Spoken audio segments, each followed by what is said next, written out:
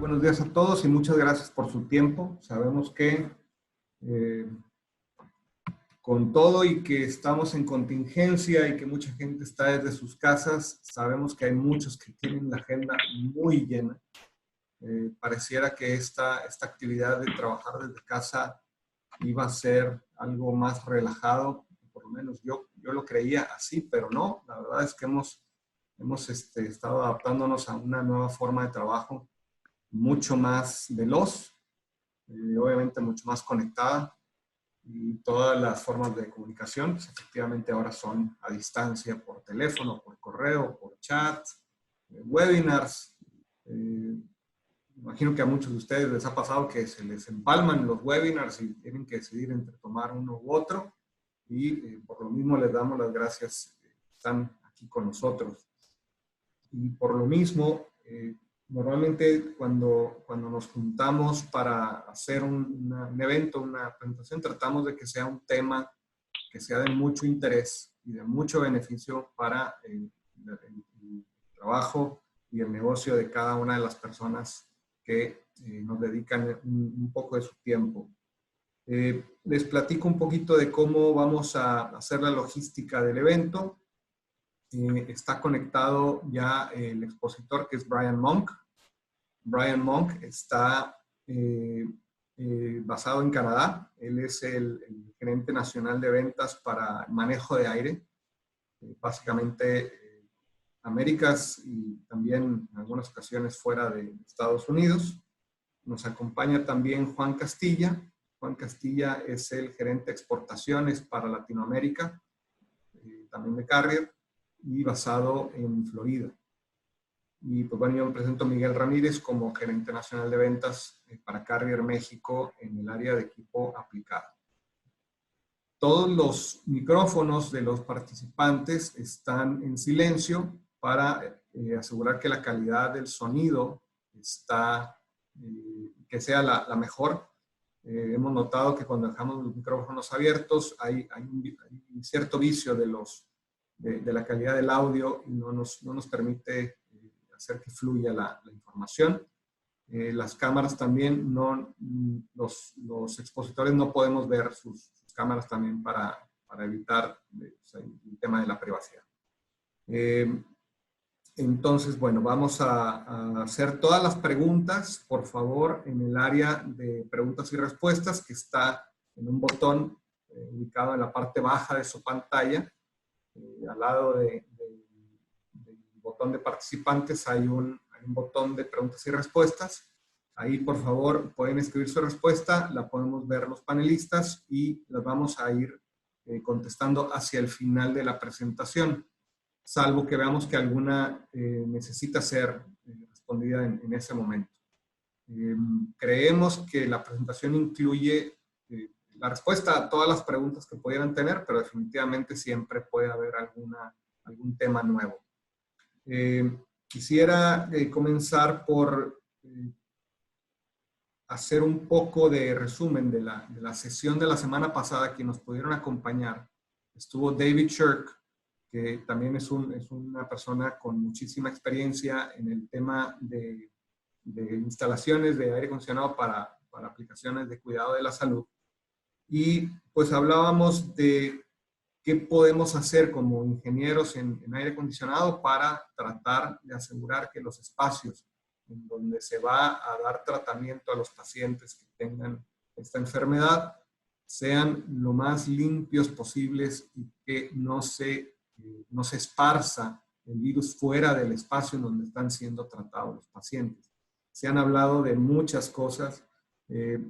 Para empezar, el conocer cómo se propaga el virus. Hablábamos de una persona tose, una persona infectada obviamente, llega a toser o estornudar, salen unas pequeñas gotas de diferentes tamaños y, lo más importante, de diferentes pesos, ¿sí?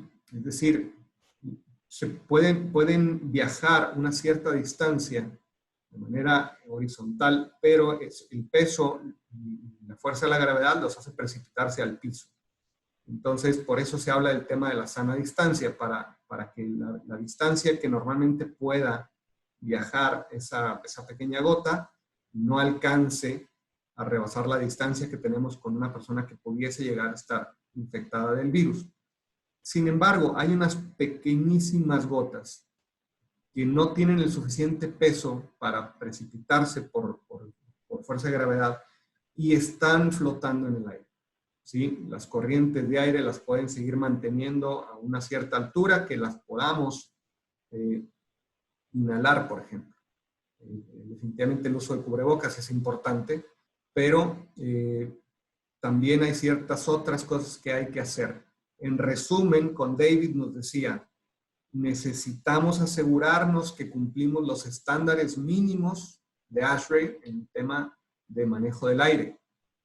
¿A qué nos referimos? A ventilación. Sabemos que hay un cierto número de CFMs que necesitamos estar suministrando a un determinado espacio, dependiendo si es un área de entretenimiento comercial, si es un hospital. Y dentro de lo que son hospitales, clínicas, etcétera, cada área tiene un diferente número de ventilación que tenemos que asegurar para cumplir el estándar. Además de eso, también se necesita un cierto grado de filtración, dependiendo del tipo de área en el hospital. También se necesita un cierto número de presurización en ese determinado espacio, porque no queremos que un área donde hay personas que pudieran estar infectadas sea de presión positiva, porque entonces se nos va a salir el aire contaminado hacia las áreas adyacentes. Queremos que las áreas donde pudiera llegar a haber pacientes infectados estén en áreas negativas, por ejemplo, de presión negativa. Y también se habla de aditamentos que podemos agregar al sistema de aire acondicionado, como las lámparas ultravioleta, que han sido, se ha probado que son efectivas para superficies, ¿sí? Difícilmente para el aire que pasa por donde está la luz, pero sí para las superficies que están siendo alumbradas. O recubrimientos como los que tenemos en las manejadoras de iones de plata, que ese es un recubrimiento que Carrier ha manejado por muchísimos años y que está a disposición también de ustedes en sus proyectos, o estos nuevos productos que venimos lanzando. Así que les platico rápidamente un poquito del producto que les queremos compartir el día de hoy. Se llama OptiClean. Es un producto que se diseñó y se llevó a la línea de producción en tiempo récord precisamente para esta contingencia. Es un producto que su chasis ya existía y se adaptó y se le agregaron ciertos componentes para poderlo poner en el mercado a disposición de todas las instituciones de salud que están pasando en este momento por una necesidad de tener aire limpio dentro de sus instalaciones. Orgullosamente hecho en Monterrey, ya está en producción. La producción arrancó el 24 de abril y ya se puede empezar a tomar pedidos y entregar equipos dependiendo del tiempo de entrega que pueda llegar a tener. La planta está fabricando alrededor de 800 piezas por día. Sin embargo, de esta planta se va a surtir para todo el mundo. Entonces, definitivamente es importante tomar en cuenta que puede haber un tiempo de entrega de 1, 2, 3 semanas si es que hay una cantidad de pedidos muy grande delante del que nosotros coloquemos. Entonces, sin más, le dejo el micrófono a Brian, que nos va a platicar mucho de los estándares que se necesitan cumplir y después cómo podemos ir aplicando estos nuevos productos que se han venido a lanzar. So Brian, the microphone is yours, and go ahead. Thanks for accepting our invitation. Thank you, Miguel. Thank you very much. Good morning, everyone, and thank you for joining Carrier's Applied Airsight Systems in Healthcare. Today, we are going to talk a little bit about what is going on, or a lot about what is going on with COVID-19, insofar as how Carrier can provide solutions to be able to reduce concentrations of COVID-19 in healthcare applications. Muy buenos días. Hoy, en esta charla, estaremos hablando sobre la situación actual de la pandemia del COVID-19 y también hablaremos de las soluciones que puede proveer Carrier, sobre todo en el sistema de ventilación. So the main question today that we see at Carrier is obviously how we can handle healthcare surge events where patients or overwhelming amount of patients are coming into the hospitals, and how the hospitals can actually modify their facilities so that they can handle the amount of patients that are coming in with this airborne infectious disease. They are converting tents or creating tents in parking garages. They are converting hotels in some cases, or schools, or large facilities. Even the Javits Center in New York and the McCormick Center or Conference Center in Chicago are being converted to handle large amounts of patients that might be coming in and overwhelming a hospital. Una de las principales preocupaciones y preguntas que tenemos referente a la pandemia es cómo podemos suplir la necesidad de un aumento exponencial en el número de pacientes. Los hospitales han tenido que adaptar zonas que no eran para pacientes de enfermedades contagiosas y se han tenido que adaptar otras edificaciones como garajes, hoteles, escuelas, y en algunos casos centros de conferencias, como se hizo en la ciudad de Nueva York y en la ciudad de Chicago. So there is a big question about how we can protect ourselves and reduce the patient surge that is going on in hospitals. And that is the primary reason why worldwide, to minimize the effects of this pandemic, we have all been socially isolated and asked to stay in our homes, primarily so we don't overload the hospitals and the patients that really need the hospital care can actually have access to it. ASHRAE has put out a series of documents to reflect how airborne infectious diseases can be removed or reduced in a healthcare environment. And we're going to go over some of those guidelines today. Una de las principales necesidades que tenemos como personas hoy atravesando por esta pandemia es tratar de protegernos a nosotros, y por eso el aislamiento social, para no tener o hacer uso de estos hospitales y dejárselos a los pacientes infectados y pueden ser tratados. Para eso vamos a seguir guías de ASHRAE para infecciones aerotransportadas y cómo controlar estas infecciones.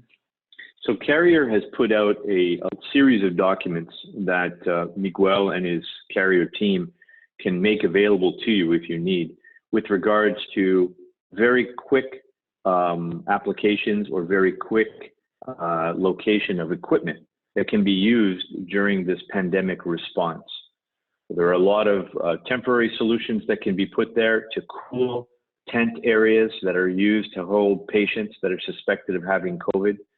And one particular product that I'll be talking about today is the OptiClean system, which is a unit that is designed to create negative pressure in new patient areas where we need to isolate them.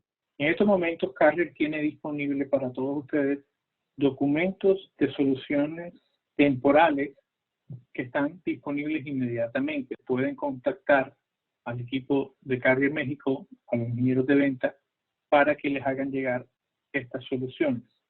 Dentro de las soluciones temporales e inmediatas que tenemos disponibles, hoy vamos a hablar de nuestra máquina OptiClean, que es una máquina que mantiene la presión negativa en los cuartos dedicados a pacientes con la infección del COVID-19. So let's first start off with reviewing the guidelines that ASHRAE 170 or ASHRAE Standard 170 outlines for healthcare, and in particular, what it says about airborne infectious disease and the issue related to the equipment that we could use to minimize that. The other thing we'll look at is the Minnesota Department of Health, which is a guideline that had been put out just about 1.5 years to 2 years ago. And it is very, very similar to what ASHRAE, or bases itself on what ASHRAE 170 says. And it'll give us a good guideline as to what they're doing. And we'll talk about Carrier airside equipment, existing systems that can be put in place, not just negative pressure air machines, but also general airside filtration and air handling. And we'll talk about some technologies that are the prevalent accepted technologies that should be used in healthcare. A lo largo de la presentación vamos a cubrir principalmente las guías que nos están dando tanto el ASHRAE 170 como el Departamento de Salud del Estado de Minnesota para controlar infecciones que se propagan y son aerotransportadas. También vamos a hablar de equipo especializado de carrier para soluciones del sector salud, además de las máquinas de presión negativa. Y vamos a hablar también de las diferentes tecnologías de filtración que podemos ofrecer. So let's remember that protecting a patient or protecting a healthcare worker is not only about filtering the contaminant, in this case a biological contaminant, a virus, out of the airstream, but also to provide the proper air distribution, air humidity control, as well as temperature control in the space. So all of those aspects will be discussed as we move forward in the presentation. Además de proteger a los pacientes y a los trabajadores del sector salud a través de la filtración apropiada del espacio, también vamos a hablar de otros factores importantes a tener en cuenta, como son el control de humedad, el control de temperatura y la ventilación del espacio. So ASHRAE's guidelines were formed many, many years ago and have been refined and upgraded since the first issuance of ASHRAE Standard 170. This is also in concert with the American Society of Healthcare Engineers, ASHE, and we've got some contact information available to you as well if you need more information with regards to what ASHRAE publishes. But we'll be speaking about these standards specifically so that we are talking about what has been accepted nationwide, in fact, worldwide, as the method of design that should be applied to healthcare applications. Principalmente vamos a hablar de las guías de ASHRAE 170 que han sido desarrolladas y modificadas a lo largo de los años, también en conjunto con los estándares ofrecidos o recomendados por la Asociación Americana de Ingenieros del Sector Salud, ASHE, American Society of Healthcare Engineers. Adicionalmente tenemos esta información disponible, así que por favor contáctenos para poderles hacer llegar dichas guías. So let's look at what ASHRAE Standard 170 actually says about infectious disease, airborne infectious disease in particular. When we talk about designing isolation rooms for patients that are suspected of having COVID-19 or patients that are confirmed to have it, generally speaking, we want to isolate them in rooms within hospitals. Now, most hospitals have maybe 2 rooms, maybe 4 rooms available as isolation rooms. In the past, those rooms have been used for patients who have tuberculosis or other types of airborne infectious disease. And now what we see in certain areas around the world, hospitals are required to actually convert patient rooms, normal patient rooms, to what they call AII rooms, airborne infectious isolation rooms. In these rooms, Standard 170 indicates that you need a minimum of 12 air changes per hour. So the volume of that space needs to be changed 12 times every hour and exhausted outside. And if you exhaust outside, you need to remove the contaminant. So exhausting outside through a HEPA filter, and we'll talk some details about that, is one of the means of creating an airborne infectious isolation room. Another way to do it is to filter the contaminants and reduce the steady state concentration in the space, and then creating a negative pressure in that room so none of the contaminants go to other areas of the hospital is very important.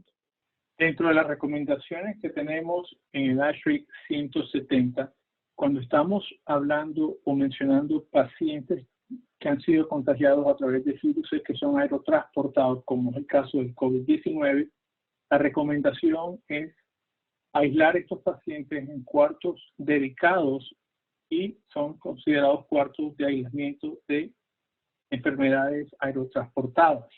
Generalmente, un hospital puede tener entre 2 o 4 cuartos dedicados para pacientes que deben ser aislados.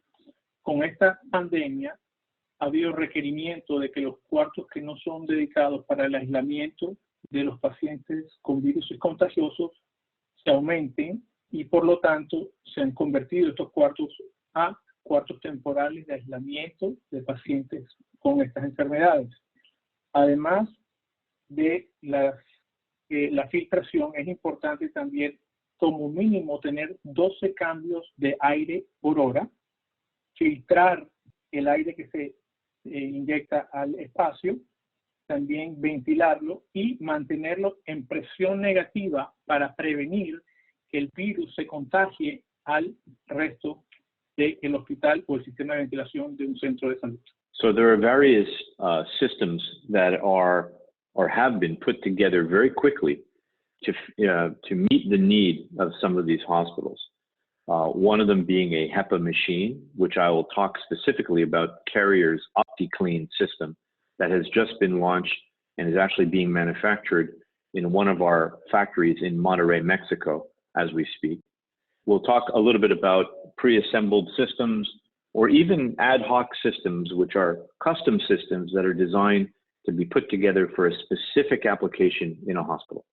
Con la situación actual se han desarrollado soluciones inmediatas como, por ejemplo, las máquinas portátiles con filtración HEPA, que nuestra máquina OptiClean cae en esta categoría y la cual vamos a discutir más adelante.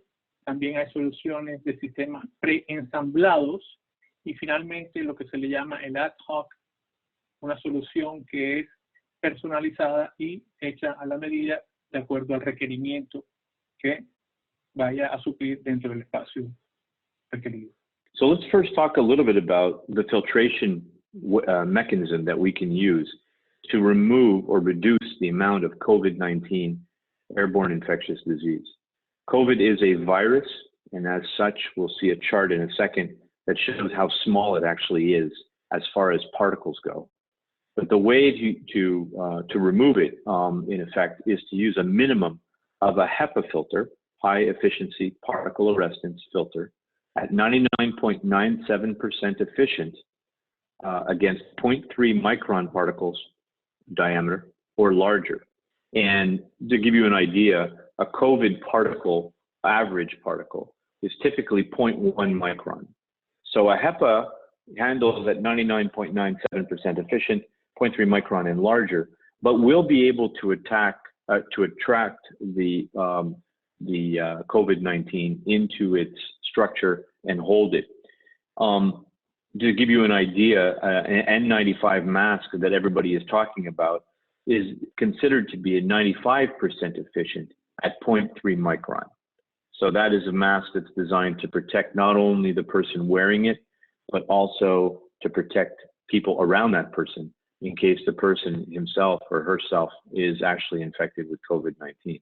Actualmente los mecanismos de filtración que estamos utilizando primeramente son los filtros HEPA de alta eficiencia que tienen una eficiencia del 99.97% con partículas de 0.3 micrones o más grandes.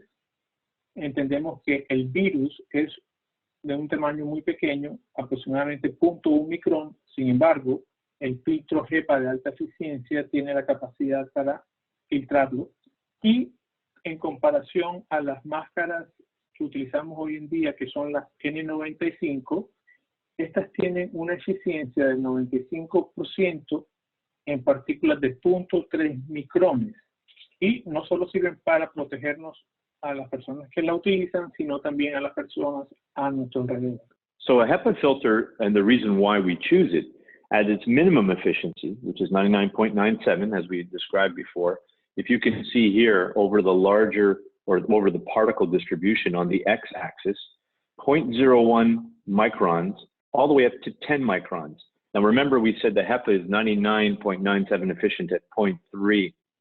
Well, what this means is, or what this graph is showing you, is that it actually has good effect on some other size distribution of particulate, but it does its best work at 0.3 micron and larger, which means that if we look at this as not an exact science, the HEPA filter will still help us, even though the COVID particle is a little smaller than the range that the HEPA has been certified to. En esta gráfica estamos viendo la eficiencia de los filtros HEPA y los tamaños de las partículas en el eje de la X. Vemos que su mayor eficiencia de 99.97 es en partículas de 0.3 a 0.1 o a 1 micrones. Sin embargo, es eficiente y nos puede ayudar con partículas pequeñas como la del virus de 0.1 micrón. So let's talk a little bit about ASHRAE's latest document. This was issued April 14th, 2020, so just about 2 weeks ago. And it is basically their position document on infectious aerosols. So a very important document, and it was issued in today, rather 2 weeks ago, to discuss the COVID-19 pandemic. En este momento vamos a hablar del documento de ASHRAE que fue publicado hace 2 semanas, donde se va a cubrir el tema de aerosoles infecciosos y vamos a utilizar entonces en nuestra presentación. So the executive summary, just to give everybody an idea, in this document, and I recommend anyone who wants to read further to go to ASHRAE's website, you can get that, or our carrier team in Mexico can actually forward you a copy. We have it on our internal website. You can get information on airborne infectious disease and how the droplets are emitted from a patient's body, in the sense that we talk about shedding of the virus, or we talk about when a patient sneezes or coughs or speaks or exhales. And under those conditions, there are various droplet sizes of aerosol that contains COVID virus that are emitted into the airstream. And ASHRAE looks at how we could, as engineers, design air handling systems to move those air currents to keep it away from the breathing zone of the healthcare worker, and at the same time protect the room and the adjacent rooms in the hospital from that airborne infectious disease making its way into a corridor or into a neighboring space. Aquí vemos el resumen de el documento de ASHRAE. Le recomendamos, si quieren tener acceso a él, que contacten a nuestro equipo de ventas de Carrier México, ya que tenemos este documento en nuestras páginas o nuestros websites internos, y básicamente habla de cómo se transmite el virus. Se puede transmitir de una persona infectada a través de estornudo, tos, de mismo habla, y estas gotas tienen diferentes tamaños. Cuando estamos hablando de la construcción del diseño de sistemas de ventilación y de aire, es importante entonces garantizar cómo podemos remover estas partículas del espacio, contenerlas y evitar que se propaguen a los cuartos adyacentes o el resto del sistema de ventilación de un centro de salud u hospital. So ASHRAE basically has 2 position sentences that are important for our discussion. One is that the transmission of SARS-CoV-2, right, which is the airborne infectious disease that, airborne infectious virus, excuse me, that causes COVID-19 ailment, can be controlled sufficiently in the sense that it travels through airborne or HVAC systems and can be controlled with the HVAC system. The second statement that they say is operating of the heating, ventilation, and air conditioning system in unconditioned spaces can cause thermal stress to people that may be directly life-threatening. So what they say is, under no circumstances should you turn off the system, but the system should be maintained and continuously running in the space so that we get a chance to remove the COVID-19 or SARS-CoV virus from the airstream.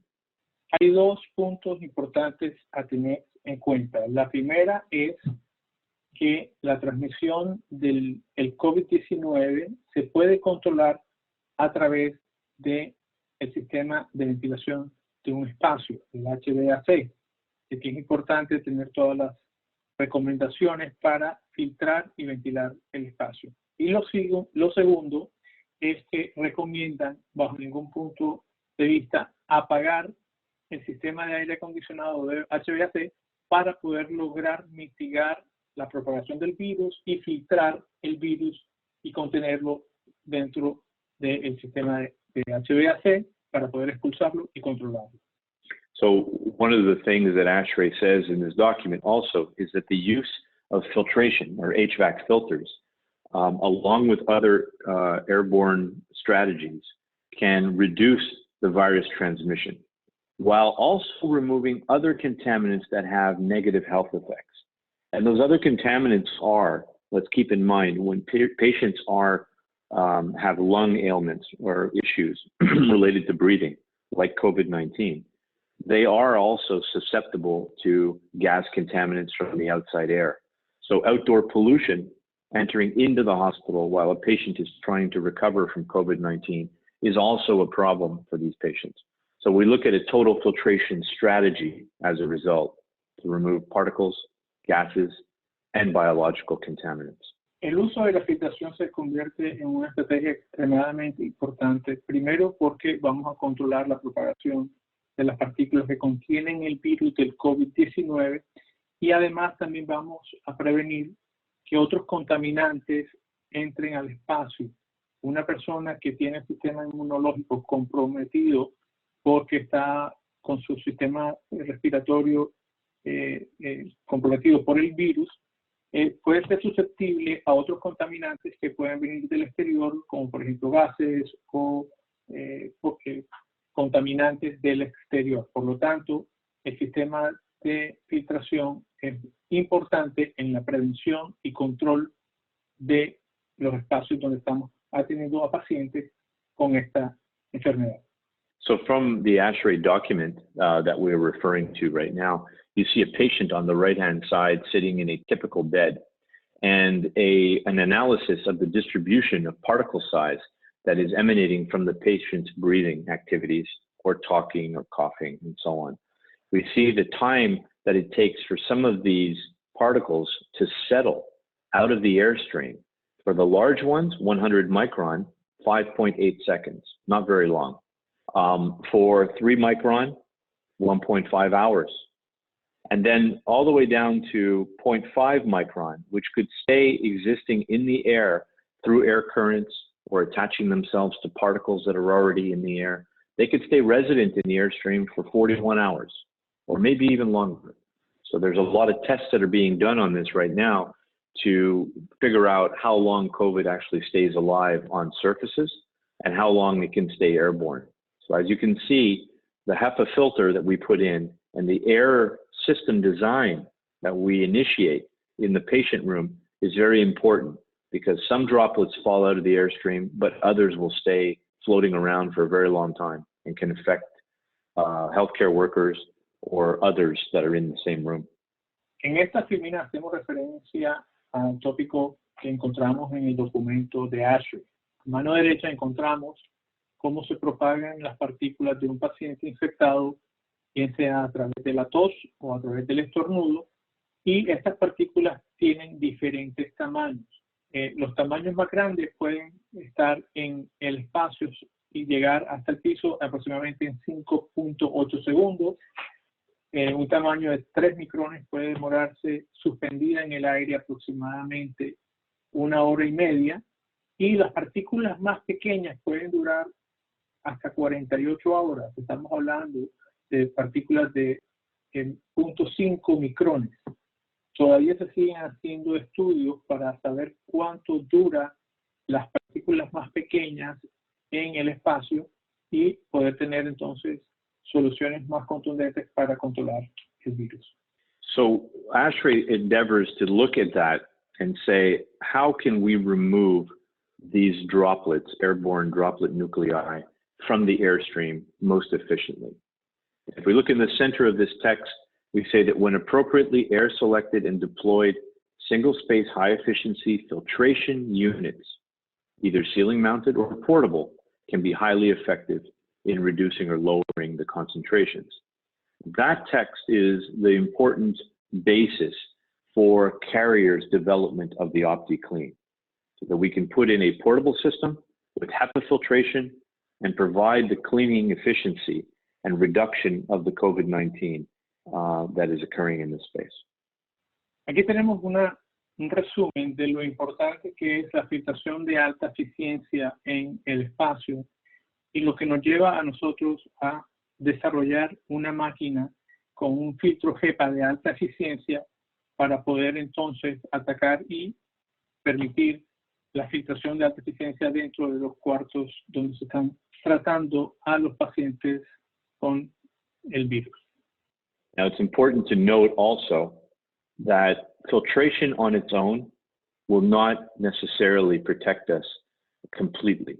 We need to, ensure that we follow the advice of the medical professionals like we are now, with social distancing, washing hands, not touching our face, making sure we cough in our arm, and we don't transmit the virus in any other way on the surface or by shaking hands, etc.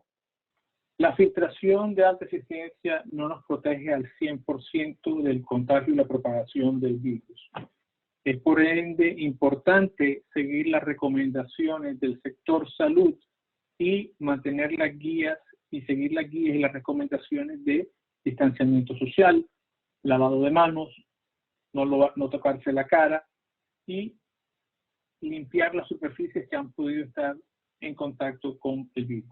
So let's look at what ASHRAE's guidelines say about COVID-19 guidance, insofar as we can install a negative pressure machine, what we call a NAM, negative air machine, into patient rooms. A typical patient room is 375 to 400 square feet. It's very similar, right, to a hotel room, standard hotel room. It has one toilet and usually has a patient area and often has a window, but not always, especially in isolation rooms.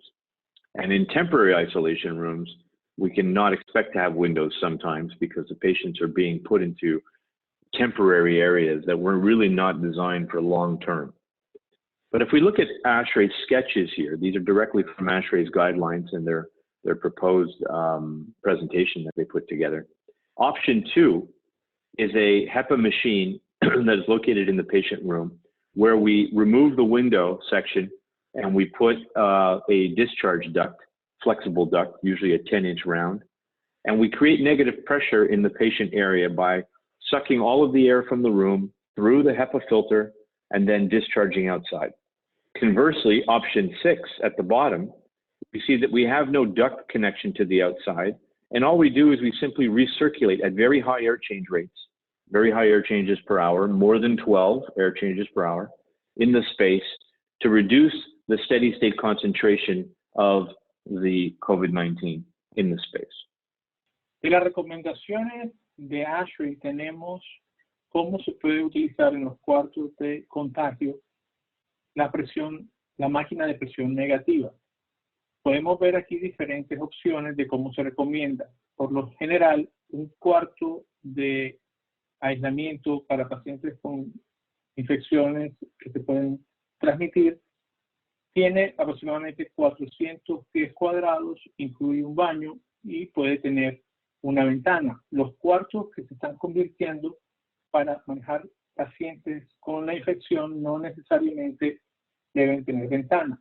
En la opción 2 vemos cómo se utiliza y se conecta la descarga de la máquina hacia una ventana y lo que se hace es que se mantiene el cuarto en presión negativa, se filtra el aire del espacio o del cuarto de aislamiento y se descarga ya el aire filtrado hacia el exterior.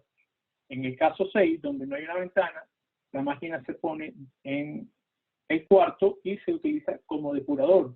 Y a medida que haya más ciclos, haya más renovaciones de aire, vamos a controlar más las partículas del virus dentro del espacio. So there are a couple of different scenarios that will result if we start using a negative pressure system in in hospital areas that are not necessarily designed to have that many rooms available. What will happen is we create so much negative pressure in the hospital itself, and in warm climates, we have the risk of a lot of infiltration of air coming back in because we're creating such a negative draw in the hospital. And as a result, we need to look at, as engineers, what the effect is on the central station air handlers that are already there, and possibly also look at how the chiller is behaving as a result of that kind of negative pressure that's being pulled from the space. Cuando tenemos una máquina en la cual estamos produciendo baja presión negativa dentro del espacio, puede haber un impacto en el sistema de manejadoras o de ventilación actual del sistema. Inclusive también puede haber un impacto en la temperatura de agua helada que estamos enviando a estas manejadoras. Por lo tanto, va a haber que tomar medidas para ajustar el sistema actual de aire acondicionado y de ventilación. So what is the recommended variable air volume systems? Now, let's keep in mind many of the systems in healthcare facilities, existing ones, have a variable air volume system. So depending on the zone that needs to be cooled, we will have variable air volume going to that space with a set supply temperature. That needs to be possibly relooked at if we start drawing more load away from the hospital or more conditioned air away from the hospital by using a negative pressure machine. I'll talk about the negative pressure machine in a second, but let's just understand what it does to the existing HVAC system. This needs to be looked at to make sure that we can adjust for it in the hospital. Otra de las recomendaciones es si tenemos un sistema VAB o de aire de volumen variable, también va a ser impactado por estar removiendo más aire del requerido y tener esa presión negativa. Por lo tanto, hay que tener muy claro de que hay que hacer ajustes tanto al sistema de aire como al sistema VAB del espacio. Also to consider is if you have energy recovery wheels or some form of energy recovery, we need to make sure that that energy recovery device is protected against any contamination from COVID-19.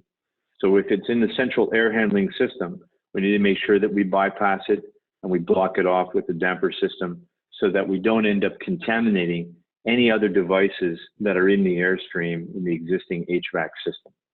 Otra consideración especial hay que tener si tenemos ruedas entálpicas en nuestro sistema central de aire, ya que si no la deshabilitamos podemos propagar la contaminación del virus a otras partes del centro de salud o el hospital.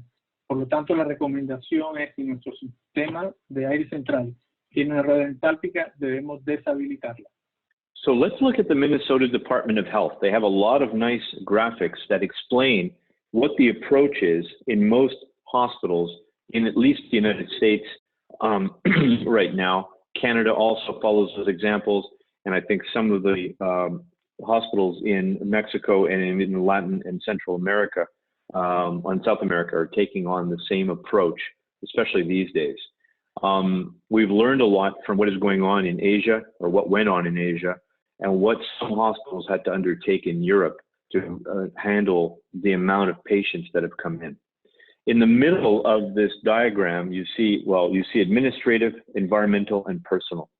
On the environmental side, that's where us as engineers can actually influence and reduce the effect of COVID-19. And the way we do it under examples is with ventilation systems, filtration systems, ultraviolet germicidal irradiation, or UV lamps, and I'll talk about that in a second, airborne infectious isolation rooms, AIIR, which we already spoke about, local exhaust, and ventilation devices, which we will be finishing the presentation discussing the OptiClean. Además de las recomendaciones de ASHRAE, también vamos a seguir las recomendaciones y vamos a ver las recomendaciones que hace el Departamento de Salud del Estado de Minnesota. Son recomendaciones que se han seguido a lo largo de la región, incluyendo Canadá, Estados Unidos y en algunos casos México, y todo esto surge de todo lo que hemos aprendido de cómo se ha tratado el virus a lo largo del planeta, incluyendo Asia. Ellos mencionan 3 puntos a tener en cuenta, que son el administrativo, el personal y el del medio ambiente o el del ambiente, en el cual nosotros podemos aportar a controlar este virus. Dentro de las recomendaciones están, por supuesto, la ventilación, la filtración, la utilizar luces ultravioletas, cuartos de aislamiento y equipos para también descargar ese aire que se filtra al exterior. Vamos ahorita entonces a repasar. So one of the documents that is very interesting that I thought could give us a very good idea of how long 12 air changes per hour, how long would it take to reduce the concentration of COVID-19 in the space.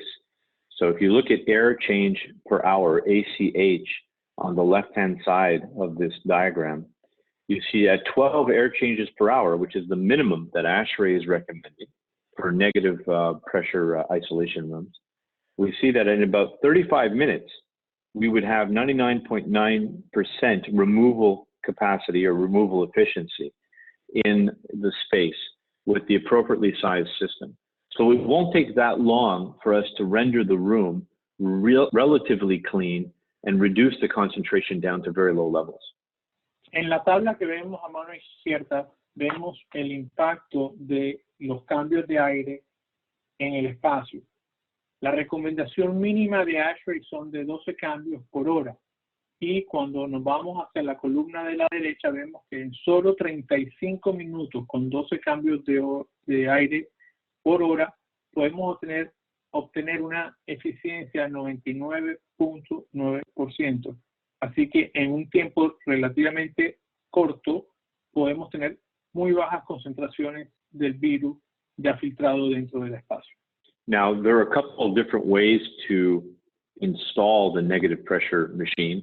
Temporary negative pressure isolation can be achieved, if you look at the top left, by the classic way, which is putting the HEPA machine in the space and then discharging cleaned air out the window. And that creates a negative pressure in the patient room, and it also filters the air before it's exhausted outside. The second one, not necessarily, the second in a row, could just be depending on how you want to apply it. The second option, if you will, is on the right-hand side, where the HEPA machine is actually ducted into the return or the exhaust system of the hospital, which is why we said be careful if you have energy recovery there. You don't want to contaminate it. But the HEPA machine filters most of the contaminant out and then it's discharged outside and into the return air. And what that does is create a negative pressure in the room as well. On the bottom left, you see another way to do it, which is basically a temporary curtain area that's taped on the top, on the ceiling, and on the bottom around the patient bed, where they have the HEPA machine in that actual space, creating negative pressure in the isolated room. Now, that's not ideal, but in a lot of cases they have to use it.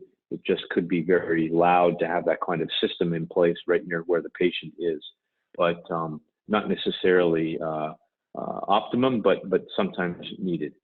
A continuación vemos tres diferentes opciones para mantener la presión negativa en los cuartos de aislamiento temporales. La primera, a mano izquierda y arriba, vemos como la opción más eficiente, y es que tenemos la máquina dentro del espacio y estamos descargando el aire filtrado y limpio hacia el exterior. Nótese que la rejilla de retorno se debe sellar y todo el aire que estamos filtrando se descarga entonces al exterior. En la mano derecha encontramos otra de las opciones, que es: estamos manteniendo el cuarto en presión negativa, estamos filtrando y lo estamos descargando a la rejilla de retorno. Esto no es lo más recomendado, sin embargo, pues se puede poner y utilizar esta opción, y por este motivo, si no estamos filtrando y se nos puede ir alguna partícula, podemos contaminar la rueda entálpica, como habíamos mencionado anteriormente. Y finalmente, a mano izquierda y abajo, tenemos una de las opciones, tal vez no la más óptima, pero que puede utilizarse en caso de emergencia, y es que tenemos una cortina de plástico alrededor y aislando al paciente. Esa es la cama, y ese aire está siendo filtrado y expulsado. No es muy óptima porque el nivel de ruido puede disturbar al paciente.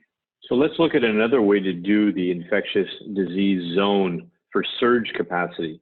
Remember earlier I talked about the Javits Center in New York and the Cormick Center in Chicago as examples of large areas, convention halls that have been converted to handle patient surge.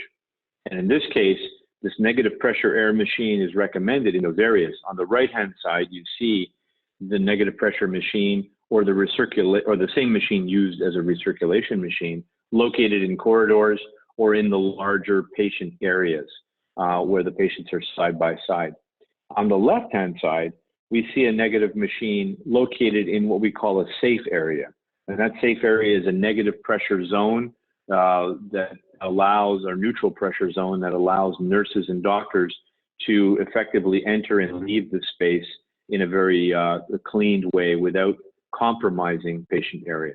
Otras de las aplicaciones que tenemos es no solo en cuartos, sino también en zonas debido al alto índice de contaminados o gente con el virus. Ha habido que adaptar zonas que no estaban aptas, no habían sido diseñadas para hacer cuartos de aislamiento, como el McCormick Center en Chicago, centro de convenciones que se convirtieron para poder atender a todos los pacientes. Y tenemos una zona con múltiples pacientes al mismo tiempo. A mano derecha vemos cómo se pueden poner diferentes máquinas, bien sea para recircular el aire o filtrarlo y descargarlo hacia el exterior. Y a mano izquierda vemos cuando tenemos lo que le llamamos área segura, que también se utiliza la máquina para mantener en presión negativa y aire filtrado, y así también proteger a nuestros empleados del sector salud. So let's remember where viruses are positioned with regards to particle size again, as we start looking into how a negative pressure machine can actually do good work for us. One is, if you look at the graph on the left, you see viruses somewhat in the middle of the chart, and you see molecules on the far left. So we're talking about viruses being so small that they're very close to molecular level. They're very hard, you can't see them, they're obviously not visible, and they range between, let's say, 0.001 all the way up to 0.1 micron. So we're dealing with very small virus diameters, and we need to have a lot of air changes and a lot of ability to pass that virus through the HEPA filtration system so that it gets captured. En la gráfica de la izquierda podemos ver y tener una idea y una dimensión del tamaño del virus. A mano izquierda vemos el tamaño de las moléculas, que es lo más pequeño que tenemos. A mano derecha podemos ver partículas como el cabello humano, y los virus van a estar aproximadamente en 0.01. Un virus puede tener el tamaño de 0.001 microns a 0.1 micrón. Van a estar más hacia el tamaño de una molécula y son invisibles, obviamente, para el ojo humano. Por eso es importante tener esa filtración HEPA y poder filtrar y pasar el virus a través de este filtro de alta eficiencia para mantener un espacio seguro. So there are various technologies that can be used in a hospital application, particularly to combat COVID-19. A lot of technologies that have been suggested, even as manufacturers around the world actually endeavor to offer their assistance. Some of the technologies are better than others, and some of them need to be carefully applied. If we look back at ASHRAE to say what their recommendation is, they are recommending only 2 technologies at this point in time based on the ASHRAE standards that exist. One is HEPA filtration, or particle filtration as we know it, maybe a MERV-8 or minimum efficiency reporting value MERV-8 filter, and then a HEPA filter after that. And it could be a very efficient HEPA filter. It has various ranges, but essentially the minimum HEPA is 99.97 at 0.3 micron. The other technology that can be very useful is ultraviolet germicidal irradiance, UVGI. UVGI is known and has been shown to kill viruses and bacteria. What is important, though, is that the UV lamp intensity and the amount of UV effectively gives what we call a kill dose, so that we can kill the virus as it becomes in contact with the light. So we need to have enough lamps in the air handling system to make sure that we can achieve that. Typically, the COVID-19 virus has been listed as a kill dose of about 3,000 to 5,000 microwatt per centimeter squared. So the intensity is not very high. It doesn't need much energy to kill, but it needs to be appropriately applied. En esta tabla vemos las diferentes tecnologías que se conocen y se utilizan en la filtración de los espacios. De las que tenemos aquí, las que han sido recomendadas por ASHRAE son la filtración de alta eficiencia, como son los filtros HEPA, que vemos a mano izquierda, y a mano derecha abajo vemos otra de las opciones que tenemos para controlar el virus, que son las luces ultravioletas de irradiación y son germicidas, que han sido comprobadas como de gran impacto y de gran eficiencia para controlar el virus. Con las lámparas ultravioletas requerimos saber cuál es la dosis para poder matar el virus, para determinar el número de lámparas que requerimos de acuerdo al área que estamos controlando. So there are other things to look at before we talk specifically about the negative pressure machine with filters. There are other things that can be done also on equipment in healthcare applications to combat viruses, bacteria, and even mold growth that's airborne. One is to use AG ion or silver ion inside the cabinets of the air handling systems. Now, this can be applied on existing systems as a spray or painted on. It could also be applied at the factory level, which is where Carrier does it most often, and incorporates it. As you see here, the white steel around the fan sections, that is a FDA certified antimicrobial coating. And that certification is required when you want to talk about a coating that can actually minimize the growth of any living organism on the surface. Además de las soluciones que hablamos anteriormente, como es la filtración de alta eficiencia y las luces ultravioletas, hay otras soluciones que se pueden aplicar a las aplicaciones de sector salud, como es la capa de iones de plata que utilizamos actualmente en nuestros diseños de manejadoras para el sector hospital y la utilizamos en Carrier. Esta es una tecnología que puede ser aplicada de pronto en campo con un spray. Nosotros en Carrier lo hacemos desde la planta y es una capa que se hace en el interior. A la izquierda podemos ver la estructura arriba del ventilador blanca. Esa es la capa de los iones de plata que utilizamos en estas soluciones especializadas para el sector salud. Two other things to talk about before we move to the products that are available are moisture management, which is a very important aspect of controlling airborne infectious disease in healthcare. And it is to control the amount of moisture from either the humidification system or from the condensation coming from the cooling coil to make sure that we have positive drainage and we don't have the possibility of other types of airborne infectious disease like Legionnaire's disease or Legionellosis forming in the drain pan or in the cooling towers and then getting aspirated into the main branch ductwork. Otro factor importante a tener en cuenta es el control de humedad dentro de nuestro sistema de ventilación y de manejo de aire de nuestras manejadoras. Tenemos que cerciorarnos de que no haya depósitos de agua en las bandejas de condensado que puedan propagar bacterias y después distribuirlas a través de todo el sistema de ventilación del equipo y del sistema.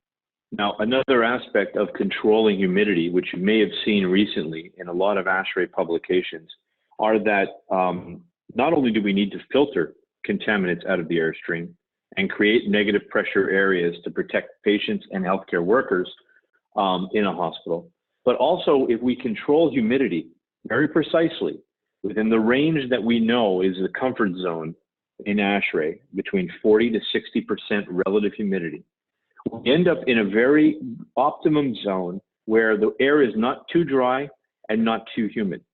In those particular cases, we minimize the effect of viruses and bacteria in the spaces. Viruses, bacteria, mold spores end up performing or generating themselves very well in the dry areas or the dry environment. And then in very humid environments, they also can propagate and perform well. So maintaining between 40 to 60% is an ideal way to minimize risk as well. Otra de las recomendaciones de ASHRAE es el control de la humedad relativa en el espacio. En esta gráfica que vemos a mano izquierda, vemos que en el el área recomendada por ASHRAE, entre 40 y 60%, se controla el crecimiento y la propagación de bacterias, virus, hongos, etc. Y estas al mismo tiempo tienen una propagación alta en niveles de humedad relativa o muy bajos o muy altos. There's also other ways that biocontainment can take place as filtration is required in healthcare.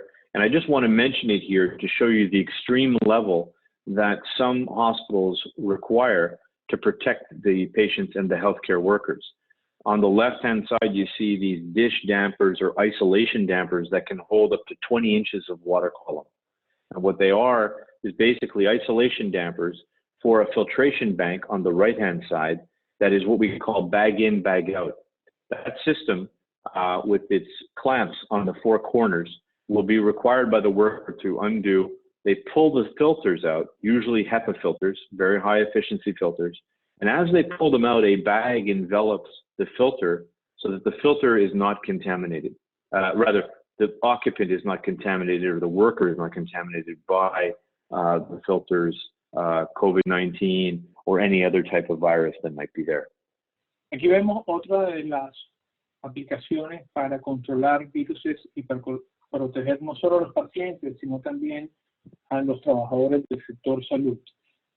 A mano izquierda vemos dampers utilizados en sistemas de aislamiento de presión negativa que pueden hasta manejar 20 pulgadas de columna de aire, y a mano derecha encontramos lo que es el sistema bag in, bag out, que son maneras de deshacerse de un filtro HEPA con biocontenidos. Lo que hacemos es que cuando se va a remover el filtro HEPA, queda automáticamente aislado del exterior y contenido dentro de una bolsa para llevarlo después al lugar donde se deshacen de filtros HEPA de una manera especializada. Now, this is a picture of UV lamps on a cooling coil. And as I mentioned earlier, the total strategy required to combat all the pollutants in the space can include not just particle filters and HEPA, but also biological filters like UV lamps and gas filtration. And gas filtration is often used to protect the patients from any concentrations of buses, cars, and diesel emissions that surround the hospital in a downtown area.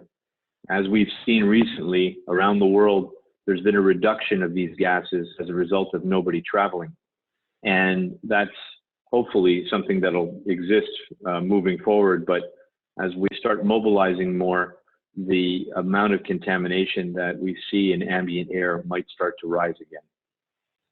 Aquí vemos el uso de lámparas ultravioletas en una aplicación de un serpentín, y vemos cómo se utiliza para minimizar la propagación junto con la filtración de alta eficiencia. También se utiliza, entre otros, la filtración gaseosa, y estamos ahorita viendo cómo por estas restricciones que tenemos ahorita hemos emitido menos huellas de carbono actualmente. Ojalá después de la pandemia podamos controlar esto.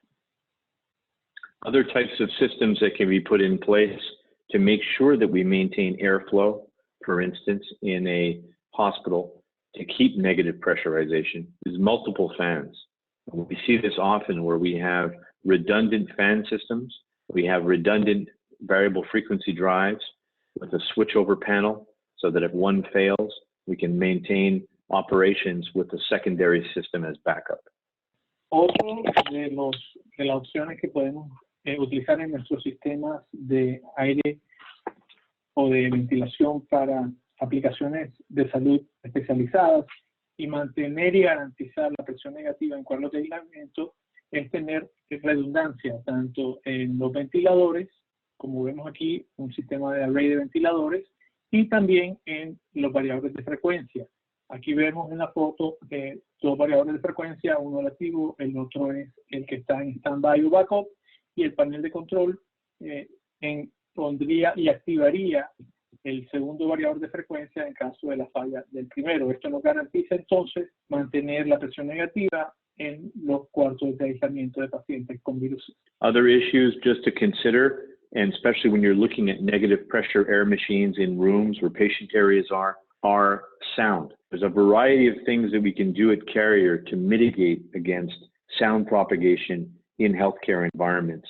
So any fan system that is there needs to be designed specifically so that we can reduce the effect of noise on the patient, on the healthcare worker, and to maintain as quiet an environment as possible while we filter out the air. Otro tema importante para tener en cuenta en el desarrollo de máquinas o la fabricación de máquinas para el sector salud es tener en cuenta los niveles de ruido. Queremos que las máquinas sean de bajo nivel de ruido para que no afecten la condición del paciente y también sea un ambiente favorable para el trabajador de la salud.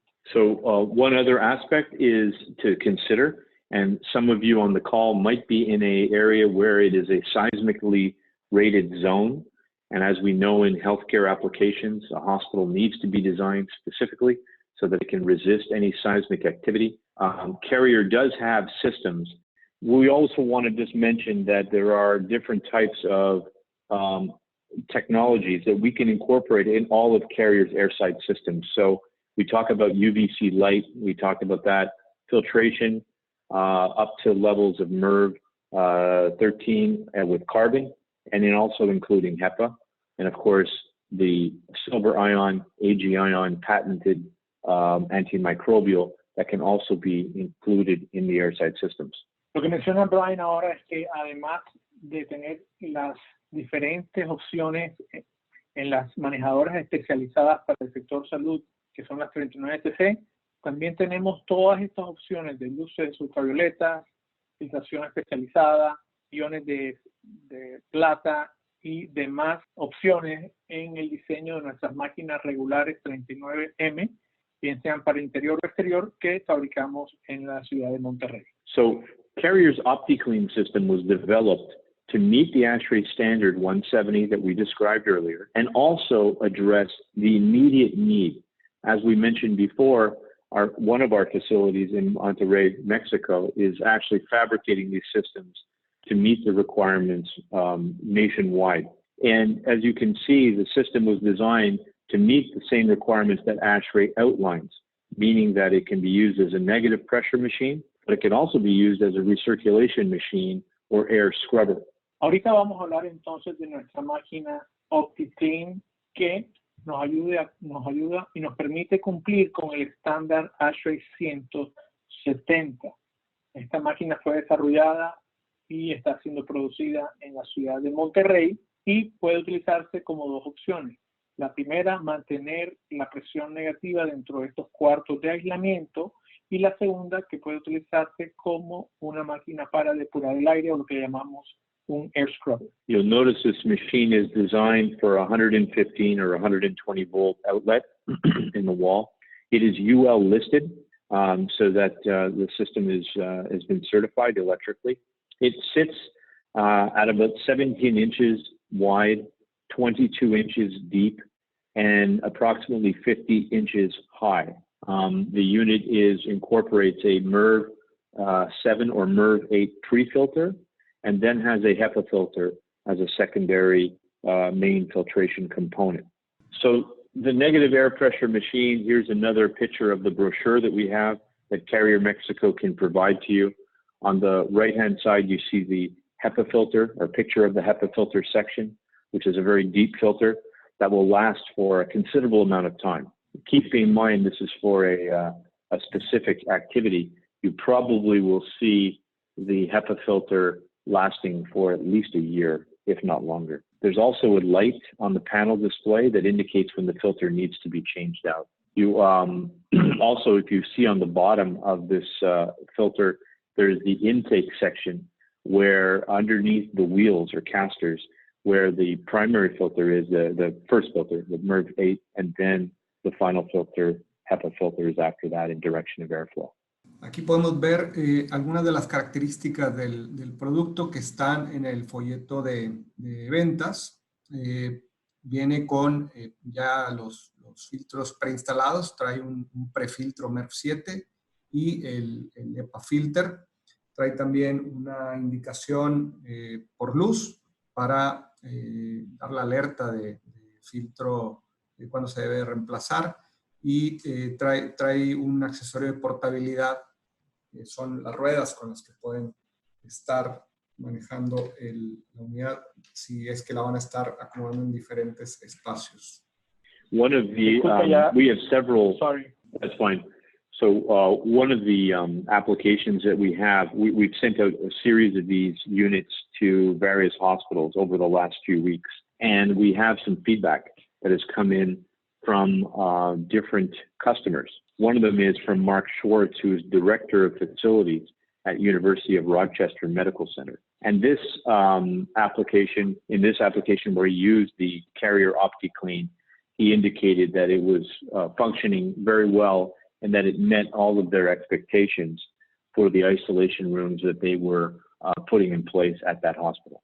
Una de las reglamentaciones que hemos tenido de campo viene de la Universidad de Rochester, el Centro Médico de la Universidad de Rochester, donde el doctor Mark Schwartz le comentó a nuestra gerente de cuentas estratégicas del sector salud lo importante que ha sido la máquina de detección negativa de Carrier para llenar esa necesidad de acuerdo a la situación crítica que se está viviendo con la propagación del virus y tener que adaptar nuevos cuartos como cuartos de aislamiento de pacientes con el virus. Some of the other areas where we've positioned these units so far and have been maintaining and receiving feedback from the hospital staff are the McKay-Dee Hospital in Utah and the University of Maryland Medical Center in Baltimore. Otros casos de éxito donde hemos colocado nuestras máquinas ha sido el Hospital McKay-Dee en Utah y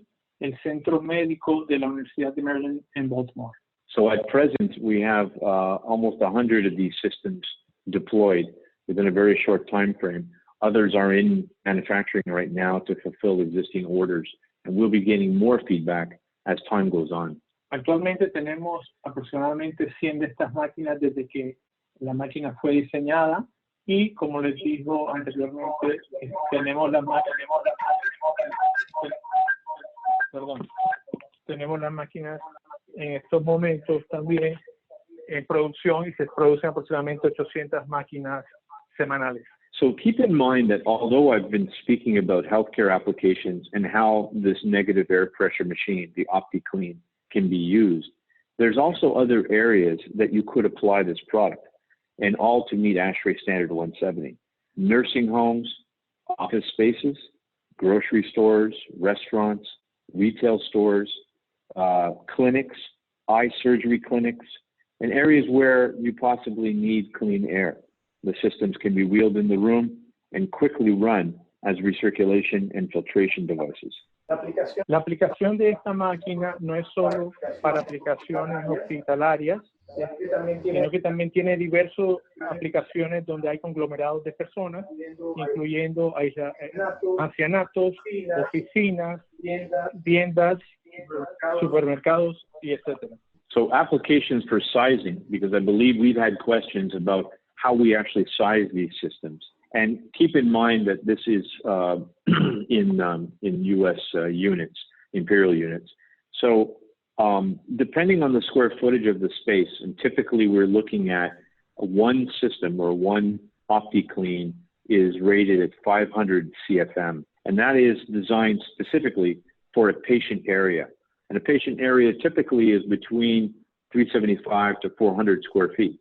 So this will provide the 12 air changes that you need in a typical patient area. Other areas, other larger areas, we are developing a larger system, a 1500 CFM system, and that would be approximately good for 1500 square feet. So it is about 1 CFM for every square foot of space that you're treating. If you need an idea of how many of these units you might need, basically get the total amount of square feet. This is assuming an 8 to 10 foot high ceiling and the total amount of square feet, and that'll tell you the amount of CFM that you need of these OptiClean systems. Cuanto al tamaño o la número de unidades que requerimos para esta aplicación, tenemos una guía que es un CFM por cada pie cuadrado. Es un CFM por cada pie cuadrado.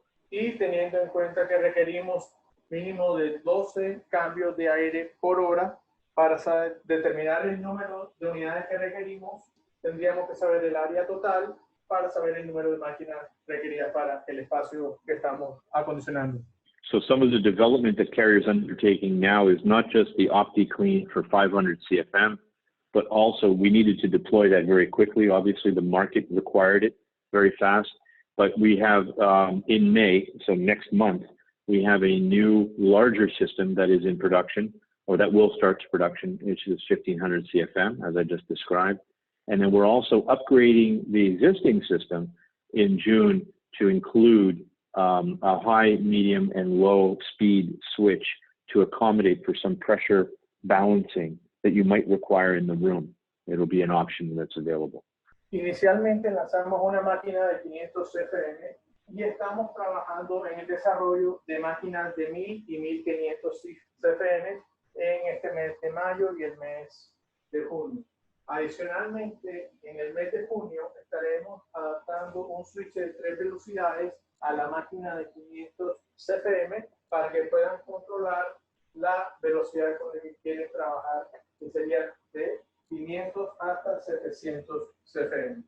Additional resources are also available to finish off. If you need anything, the Carrier Mexico team can actually supply you additional details, documentation, and brochures on how to apply the product as well as pricing. Material de mercadeo que pueden acceder a través del equipo de Carrier México, donde tenemos aplicaciones, el brochure y el product data en nuestras páginas de web de HVAC Partners, así que por favor contacten al equipo local para tener acceso a estos brochures y a esta información. Thank you very much for your time. We can now take questions. Miguel or Juan, if you want to read off the questions, we can answer them. Sure, thank you, Brian. There are a lot of questions. We're going to try to go over them as soon as possible. Hay muchas preguntas que están en la sección de preguntas y respuestas. Por favor, los que han puesto alguna pregunta en chat, vamos a tratar de hacerla, pero nos ayudaría bastante si pueden escribirla de nuevo en la sección de preguntas y respuestas. La primera pregunta es sobre el uso de las lámparas ultravioletas, que sabemos que tienen mayor efectividad al limpiar superficies que estén emitiendo la luz. Pero la pregunta es si hace daño hacia personas y animales. So the question is about UV lamps, Brian, and they want to know if there's any risk on people or animals being exposed to the UV lamps. Very good question. So UV lamps need to be specifically installed within a housing so that you can't look at the UV lamp. UV is very hazardous to your eyes. It can also destroy plastics, adhesives, and rubber compounds. So when we design UV lamps into the air handling systems, we make sure that they're shielded so that you don't see the actual lamp.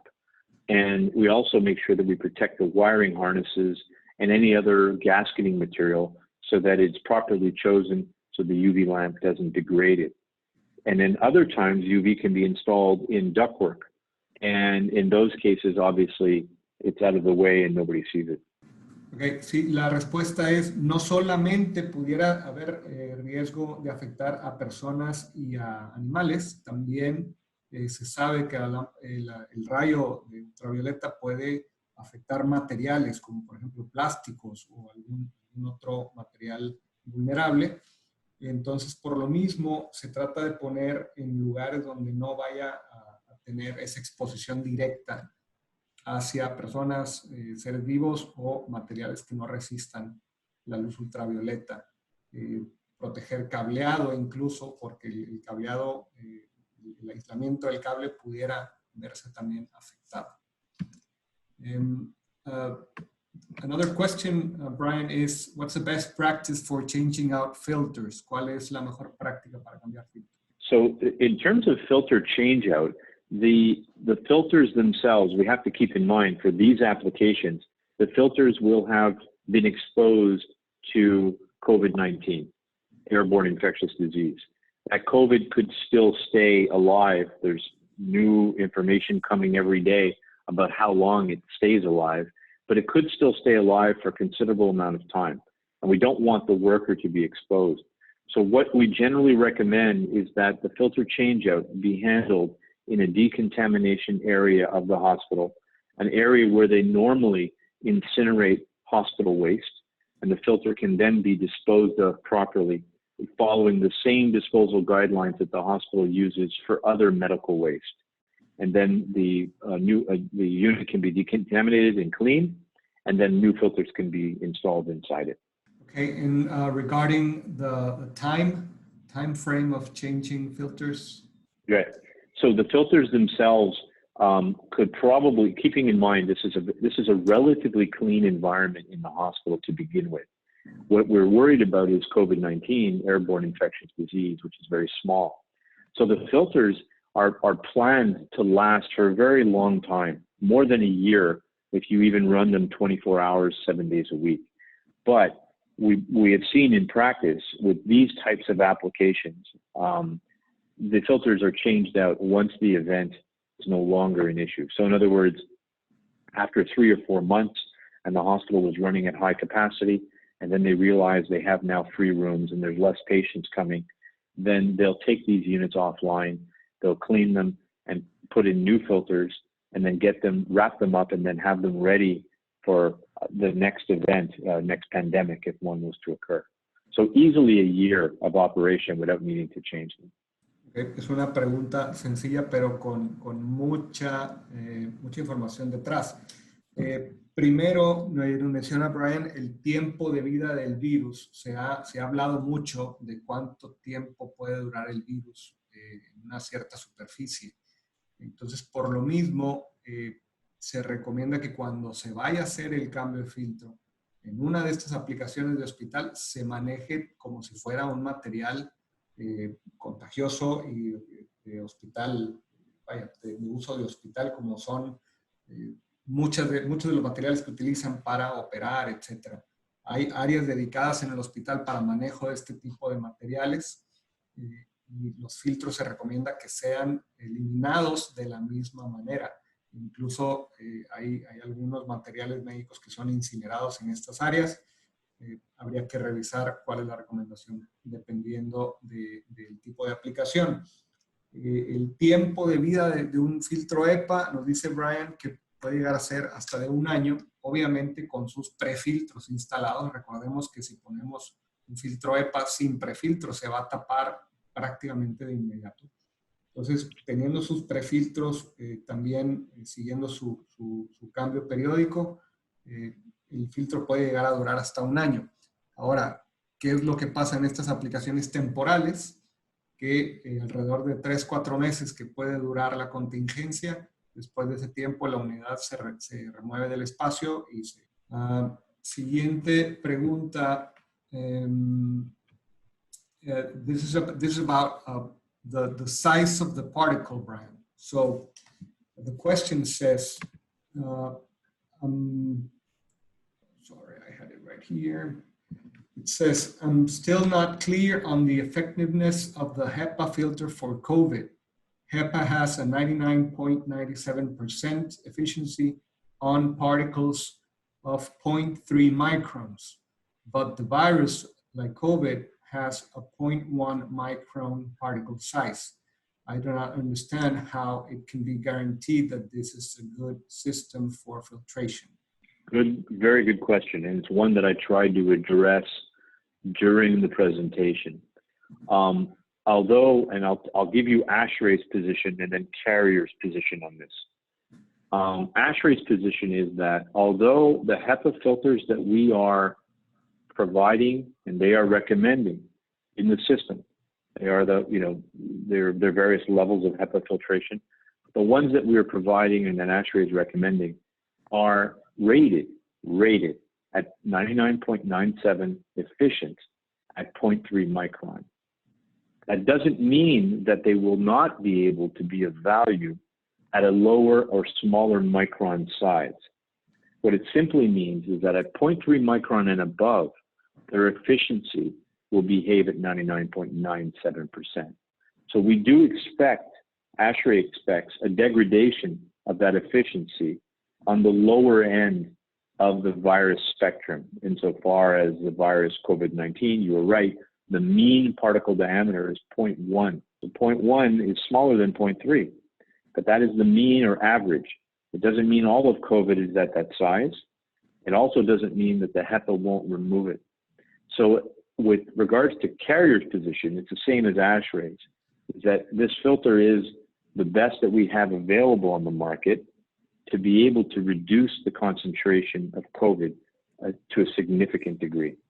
And what we recommend is that it be used as a recirculation system, that option 6 that I showed on the diagram, so that you can, over time, over multiple passes, be able to reduce the concentration of COVID. It's a very complex operation that goes on in the airstream. The COVID particles are emitted. They have a various size distribution depending on the patient. They move through air currents and they attach themselves to particles that are in the space, which is why they last for a little bit longer and they float around for a while, especially the small ones. So it's a very complex dynamic, but we know that HEPA filtration is our best line of defense to reduce it. Not completely eliminate it, but reduce it significantly. Ok, lo que nos comenta Brian sobre el tema del tamaño de la partícula y la capacidad de un filtro EPA, qué tan efectivo puede ser en el filtrado de una partícula que es de 0.1 micrones y el filtro EPA es de 0.3 micrones. Nos comenta que es una pregunta que se hace mucho y la posición de ASHRAE es el filtro está certificado para ser efectivo 99.97% en partículas de 0.3. Eso no quiere decir que no sea efectivo para partículas más pequeñas. Entonces, por eso la recomendación de incluso pasar varias veces el aire en este método de recirculación en los espacios de hospitales. Creo que queda respondida esa pregunta. There's another question, Brian, from one person in the audience. Actually, a lot of questions. So let me try to filter this. But first one is this certified by a healthcare organization, association, agency? For example, it comes to my mind, for example, FDA or something around that area. And well, the other questions I think have been addressed. Okay, so there is no certification on this type of equipment. There are other manufacturers, as you're all aware, that provide similar systems and some have promoted different technologies. Really, the only thing that we can go to in terms of acceptance of technology is to refer to ASHRAE 170, and because that is what most of the, or most or all of the codes, design codes, have been centered around with regards to healthcare facilities, particularly in the US. So ASHRAE is used as guidelines worldwide, of course, and the local codes in different states in the US follow ASHRAE 170. So if we go to 170, there is no certification of equipment per se, but there is a design protocol. And they talk about technologies like HEPA filters, and they talk about filtration systems in general, and some that incorporate UV. There is no other technology that is rated in the ASHRAE 170 guideline as an acceptable technology. It doesn't mean there's nothing else that will work, but it does mean that UVGI and HEPA are the primary means that ASHRAE has adopted to control airborne infectious aerosols. Okay.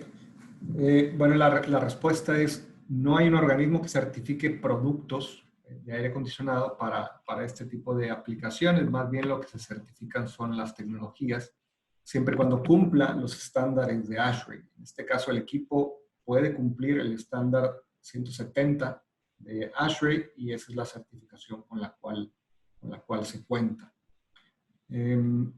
Another question is about the type of ductwork that should be used for the exhaust. Is it a specific type of ductwork regarding its hermetic?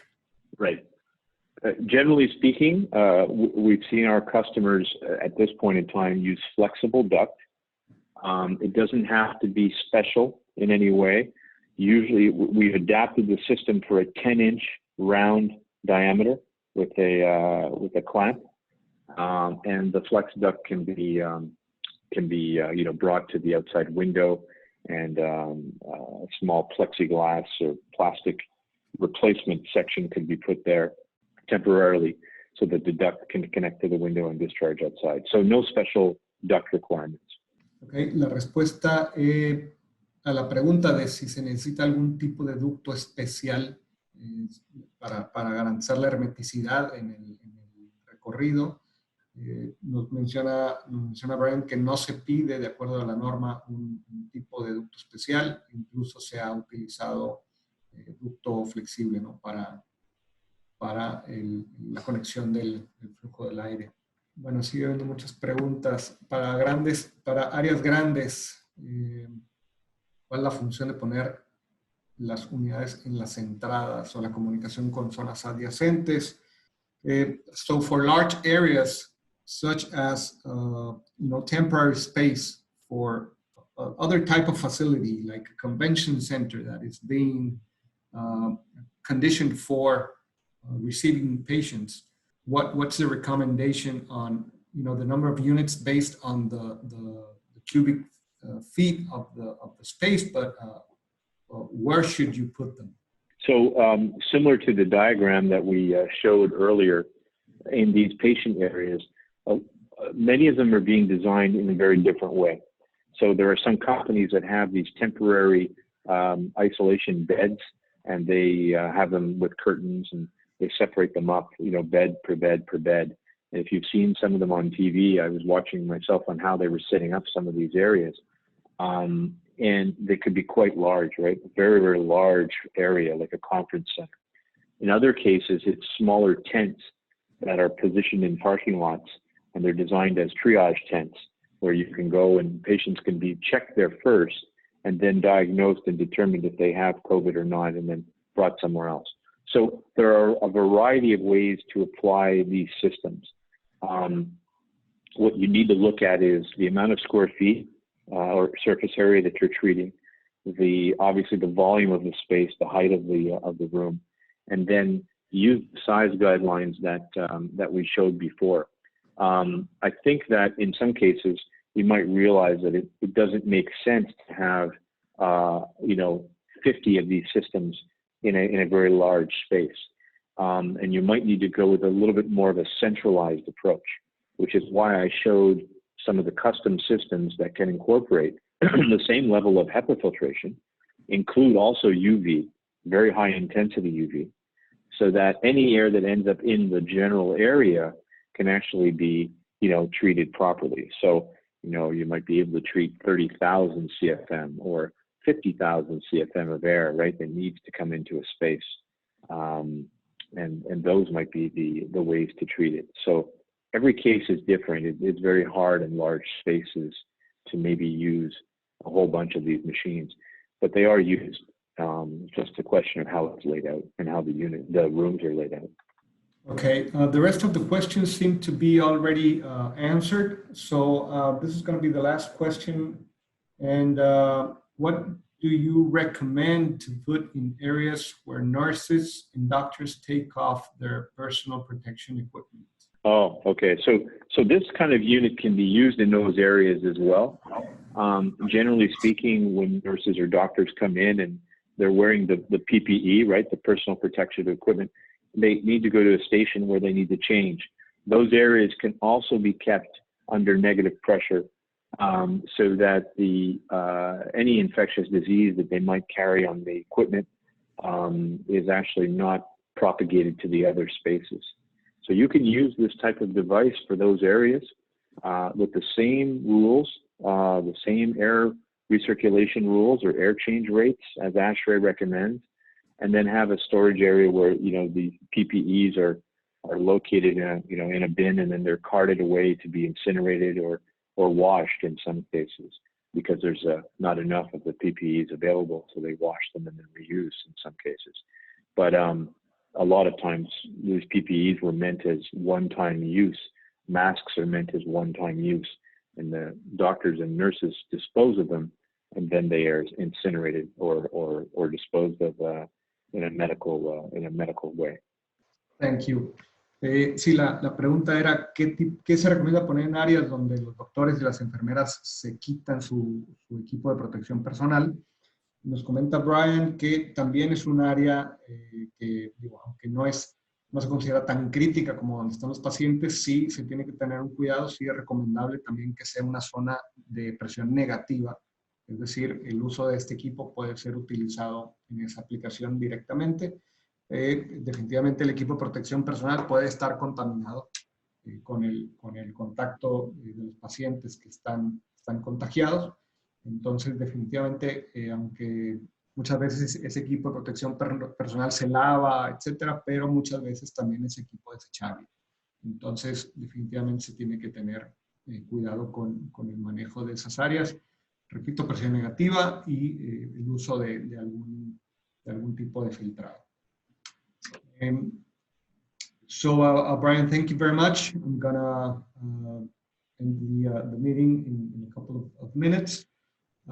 Muchas gracias a todos por estar conectados con nosotros. Por favor, sigan al pendiente de otros eventos que estaremos programando para todos ustedes. Creo que todas las preguntas se pudieron responder, las que teníamos en la sección de preguntas y respuestas. Si hay alguna que nos damos cuenta que no respondimos o ustedes consideran que no respondimos, por favor nos mandan un correo y con mucho gusto la podemos atender de manera directa.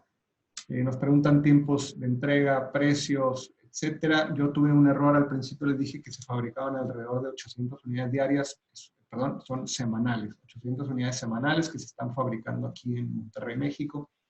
Y la parte de los precios, a través de su contacto de carriers, con todo, bueno, seguramente se los podemos hacer llegar, ya sea a través de su distribuidor, o si usted es distribuidor o contratista, a través de su ingeniero de ventas que le atiende amablemente.